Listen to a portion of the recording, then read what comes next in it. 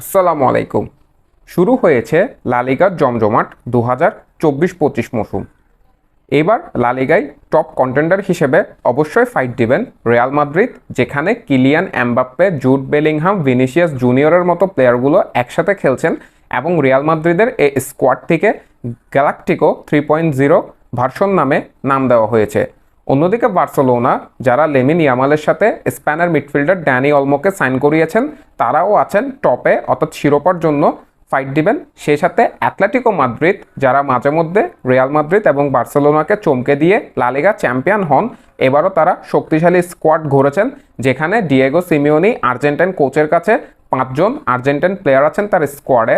নতুন করে তিনি হুলিয়ান আলভারেজকে সাইন করিয়েছেন এবং সেই সাথে অ্যাটলেটিকো মাদ্রিদের স্কোয়াডকে আরও স্ট্রং করেছেন আন্দ্রে সরলোটের মতো স্ট্রাইকার এনে।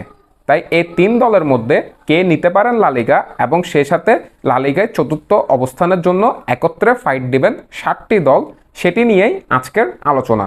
প্রথমে কথা বলি রিয়াল মাদ্রিদকে নিয়ে। রিয়াল মাদ্রিদ, যারা ডিফেন্ডিং চ্যাম্পিয়ন, এই মৌসুমে তারা কিলিয়ান এমবাপ্পেকে দলে নিয়েছেন। কিলিয়ান এমবাপ্পে, যে রিয়াল মাদ্রিদের ড্রিম সাইনিং, বিগত 3টি মৌসুম ধরে এমবাপ্পেকে সাইন করানোর চেষ্টা করছিলেন রিয়াল মাদ্রিদ, অবশেষে এই মৌসুমে ফ্রি এজেন্ট হিসেবেই এমবাপ্পেকে পেয়েছেন রিয়াল মাদ্রিদ। রিয়াল মাদ্রিদে আগে থেকে ছিল জুড বেলিংহাম, ভিনিসিয়াস জুনিয়র, রদ্রিগোর মতো প্লেয়াররা। সেখানে নতুন করে উঠে এসেছেন আর্দা গুলের, যাকে টার্কিশ মেসি বলা হয়, এবং ইউরোতে টার্কির হয়ে দারুণ পারফরমেন্স করেছেন এই মিডফিল্ডার।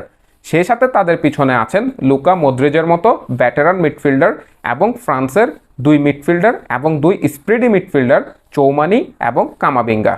রিয়াল মাদ্রিদের ডিফেন্সে দেখলে সেখানে ব্রাজিলের এডার মিলিটাওর সাথে জার্মানির অ্যান্তোনিও রুডিগার, সে সাথে ডানিয়াল কারভাহালের মতো ভেটেরান রাইট ব্যাক আছে তাদের কাছে, আছেন ডেভিড আলাবার মতো মিডফিল্ডার ডিফেন্ডার।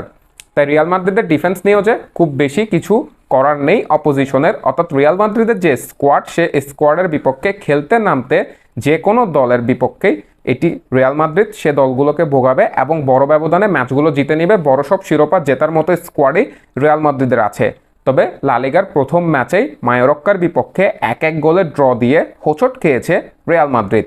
তাই রিয়াল মাদ্রিদ কি নিজেদেরকে সামলে নিয়ে এই মৌসুমে লা লিগা শিরোপা পুনরুদ্ধার করবেন, নাকি রিয়াল মাদ্রিদ লা লিগা শিরোপা খুইয়ে দিবেন অন্য কোনো দলের কাছে, সেটি জানার জন্য আরও 2-3টি ম্যাচ তাদের স্কোয়াড কিভাবে তারা গুছিয়ে আনেন সেটি দেখতে হবে।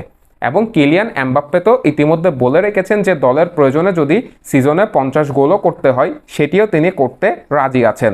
তার মানে রিয়াল মাদ্রিদের স্কোয়াডটি যথেষ্ট স্ট্রং, যেখানে তাদের ব্যাকআপ আছে প্রচুর এবং তাদের প্রতিটি প্লেয়ারই একজন ম্যাচ উইনার। তাই রিয়াল মাদ্রিদকে কোনোভাবেই লা লিগার টাইটেল ডিফেন্ড করাচ্ছে পিছিয়ে রাখা যাবে না।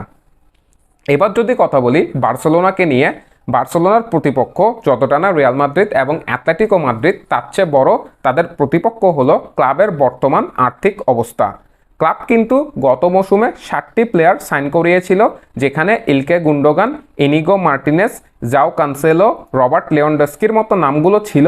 সেখান থেকে কিন্তু ইতিমধ্যে 6জন প্লেয়ারকেই বার্সা ছাড়তে হয়েছে। একেবারে লেটেস্ট ইলকে গুন্ডোগানকে ফিরে যেতে হচ্ছে ম্যান সিটিতে, শুধুমাত্র ক্লাবের আর্থিক অবস্থার কারণে।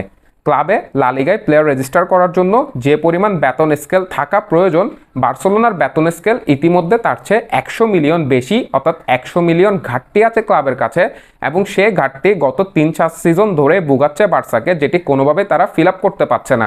ইতিমধ্যে তারা ড্যানি অলমোকে সাইন করালেও লা লিগার প্রথম ম্যাচে কিন্তু ড্যানি অলমোকে খেলাতে পারেননি বার্সেলোনা, কারণ তাকে এখনও লা লিগার প্লেয়ার হিসেবে রেজিস্ট্রারি করাতে পারেননি বার্সেলোনা, যেহেতু তাদের স্কোয়াডের বেতন স্কেলের যে কোটা রয়েছে সেটি ইতিমধ্যে ফিল আপ রয়েছে।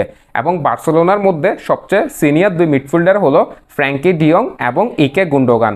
ইকে গুন্ডোগান, যে গত মৌসুমে ফ্রি এজেন্ট হিসেবে ম্যান সিটি থেকে বার্সেলোনায় এসেছিলেন, এই ব্যাটারান মিডফিল্ডার কিন্তু বার্সার হয়ে 5টি গোল এবং 14টি অ্যাসিস্ট করেছেন, অর্থাৎ বার্সার মিডফিল্ডে একেবারে জমিয়ে ফুটবল খেলেছেন ইকে গুন্ডোগান। তারপরও তাকে ছাড়তে বাধ্য হচ্ছে বার্সেলোনা, কেননা ড্যানি অলমো সাইনিংটি রেজিস্টার করা এই মুহূর্তে বার্সেলোনার জন্য খুব প্রয়োজন। তাই এই সিনিয়র মিডফিল্ডারকে আবারও ফিরে যেতে হচ্ছে ম্যান সিটিতে। সেদিক থেকে বিবেচনা করলে বার্সার আসলে যে আর্থিক অবস্থা, সেটিই বার্সার সবচেয়ে বড় শত্রু। এবং নতুন কোচ হ্যান্সি ফ্লিক আসলেও জাবির মতো তাকেও ডিপেন্ড করতে হবে লা মাসিয়ার উপর, অর্থাৎ ইউথ একাডেমি থেকে যে প্লেয়ারগুলো উঠে এসেছে তাদেরকে নিয়েই দল সাজাতে হবে, যেখানে আসলে তেমন কোনো সিনিয়র প্লেয়ার বর্তমানে বার্সার স্কোয়াডে নেই তাদের গোলকিপার টার স্টেগেন ছাড়া। যদিও লেমিন ইয়ামাল ইউরোতে তার জাত চিনিয়েছেন এবং তাকে সবাই মেসির সাথে তুলনা করছেন, তবে আপনাদের নিশ্চয় মনে আছে আজ হতে 4 সিজন আগে বার্সেলোনায় একজন প্লেয়ার উঠেছিলেন আনসু ফাতি, যাকে পরবর্তী মেসি বলা হচ্ছিল। তবে সে আনসু ফাতির বর্তমান অবস্থা আপনারা সবাই দেখছেন, তিনি খেলার জন্য ক্লাব পাচ্ছেন না কিংবা লোনে এক ক্লাব থেকে অন্য ক্লাবে ঘুরে বেড়াচ্ছেন তার ফর্মহীনতার কারণে। তাই লেমিন ইয়ামালের উপর এখন থেকে যদি বেশি চাপ দেওয়া হয়, যেহেতু সিজনে সব মিলিয়ে 70 থেকে 80টি ম্যাচ বার্সাকে খেলতে হবে, সে প্রতিটি ম্যাচে যদি আপনি লেমিন ইয়ামালকে খেলাতে চান তাহলে এই প্লেয়ারটির ক্যারিয়ার হুমকির মুখে পড়তে পারে। সেহেতু হ্যান্সি ফ্লিককে যথেষ্ট দক্ষতার সাথে লেমিন ইয়ামালকে ব্যবহার করতে হবে এবং তার গেম টাইমগুলো নিয়ে কাজ করতে হবে। যেহেতু মিডফিল্ডে গুন্ডোগান চলে যাচ্ছে, সেক্ষেত্রে বার্সেলোনাকে ডিপেন্ড করতে হবে তাদের তরুণ মিডফিল্ডারদের উপর, অর্থাৎ যেখানে অলিম্পিকে ভালো করা বার্সেলোনার লা মাসিয়ার দুজন মিডফিল্ডার মার্ক বার্নাল এবং মার্ক কাসেডো, এই দুজনকে প্রমোট করবেন সিনিয়র টিমে এবং এই দুজনের উপর ডিপেন্ড করে বার্সেলোনাকে লা লিগায় খেলতে হবে। তবে রবার্ট লেভানডস্কি যে ভেটেরান স্ট্রাইকার, সে যদি জ্বলে ওঠে এবং সেখানে ব্রাজিলের রাফিনহার মতো উইঙ্গার রয়েছেন, তাই বার্সেলোনা এই সিজনে লা লিগায় ভালো কিছু আশা করতেই পারেন। এবার যদি অ্যাটলেটিকো মাদ্রিদকে নিয়ে কথা বলি, অ্যাটলেটিকো মাদ্রিদের কোচ ডিয়েগো সিমিওনি, যে বিগত 13 বছর ধরে এই ক্লাবটির কোচ হিসেবে দায়িত্ব পালন করছেন, প্রতিবারই সিজনে তাকে নির্বাক দেখা যায়। এ পর্যন্ত 13 বছরে অ্যাটলেটিকো মাদ্রিদকে দুবার লা লিগা তিনি জিতিয়েছেন। তবে কোনো মৌসুমে তার উপর তেমন কোনো চাপ ক্লাব থেকে থাকে না যে শিরোপা জিততেই হবে। তবে এই মৌসুমে সে চাপটি কিন্তু সিমিওনির উপর চলে আসছে, কারণ অ্যাটলেটিকো মাদ্রিদ সিমিওনির সাথে কন্ট্রাক্ট রিনিউ করেছে এবং সে নতুন কন্ট্রাক্ট অনুযায়ী এখন কিন্তু বিশ্বের সবচেয়ে highest paid coach Diego Simeone. তাই আপনি যখন বিশ্বের সবচেয়ে হাইয়েস্ট পেড কোচ হন, তখন কিন্তু আপনার প্রতি প্রত্যাশা অটোমেটিক বেড়ে যায়।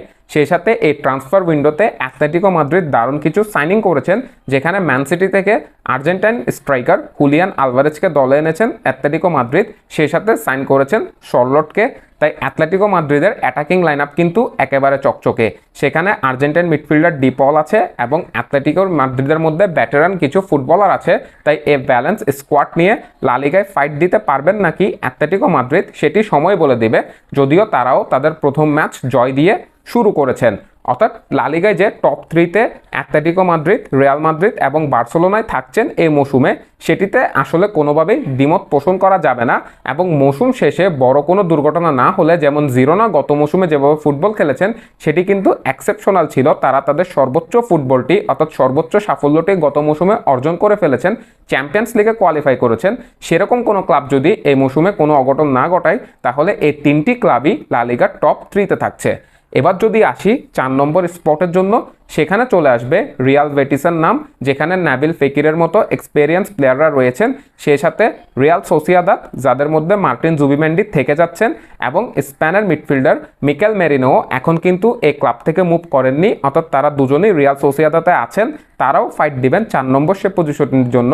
সেই সাথে ভ্যালেন্সিয়া, যারা গতবার রেলিগেট হওয়ার কথা ছিল, এবার কিন্তু তারা দল গুছিয়ে এনেছেন, নতুন কোচ নিয়োগ দিয়েছেন, তাই তারাও 4 নম্বর পজিশনটির জন্যই ফাইট দিবেন। সেই সাথে স্প্যানিশ ক্লাব ভিয়ারিয়াল, যারা আন্দ্রেস স্লটকে ছেড়ে দিয়েছেন অ্যাটলেটিকো মাদ্রিদের কাছে, তবে তারা নতুন কিছু প্রায় 7 জনের মতো তরুণ প্লেয়ার সাইন করিয়েছেন। তাই ইয়েলো সাবমেরিন খ্যাত এই ক্লাবটিও 4 নম্বর পজিশনের জন্যই লড়াই করবেন। সেই সাথে জিরোনা, যারা গত মৌসুমে তাদের সবগুলো প্লেয়ারই বলতে গেলে ছেড়ে দিয়েছেন, স্যাভিনহো চলে গিয়েছেন ম্যান সিটিতে, সেই সাথে অ্যালেক্স গার্সিয়া চলে গিয়েছেন লেভারকুসেনে। তাই তাদের আসলে তেমন কোনো স্টার প্লেয়ার আর দলে নেই, তবে তারা 7টি নতুন প্লেয়ার সাইন করিয়েছেন। তাই এই দলটিও 4 নম্বর পজিশনের জন্যই ফাইট করবেন। আসলে মৌসুম শেষে বোঝা যাবে লা লিগার পয়েন্ট টেবল কেমন হবে। তবে আপনারা চাইলে কমেন্ট করে জানাতে পারেন এই মৌসুমে লা লিগা চ্যাম্পিয়ন হিসেবে আপনারা কাকে দেখছেন এবং কে হতে পারে লা লিগার সেরা প্লেয়ার। সেই সাথে পয়েন্ট টেবলে 1 থেকে 5 নম্বরে কোন ক্লাবগুলো থাকবে সেটি আপনারা কমেন্ট করে প্রেডিকশন করতে পারেন। মাহের Ahmed Mahi, MS Think Words।